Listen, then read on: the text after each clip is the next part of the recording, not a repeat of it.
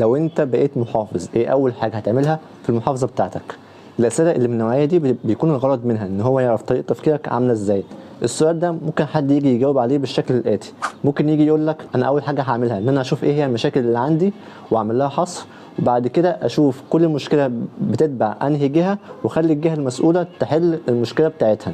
كده انت بينت له ان انت بتعرف تفكر بشكل عقلاني، بتعرف تقسم اجابتك كويس جدا، بتعرف تاخد قرارات صح بان انت خليت كل جهه تحل المشكله بتاعتها. ودي نقطه مهمه جدا، حاول تخلي اجابتك مبنيه على نقاط او متقسمه لكذا نقطه، ده بيخليه ياخد عنك فيدباك كويس جدا. انا اجابتي على السؤال ده هتبقى كالاتي: هو ان انا كنت دخلت مسابقات ياما ولقيت ان في افكار كويسه جدا محتاجه بس انها يكون ليها دعم، فانا هعمل مسابقات بين الشباب واشوف ايه هي الافكار الكويسه واخلي المحافظه تدعم المشاريع دي بحيث تساعدنا في حياتنا وتكون حياتنا ليها شكل افضل بكتير من الاول بسبب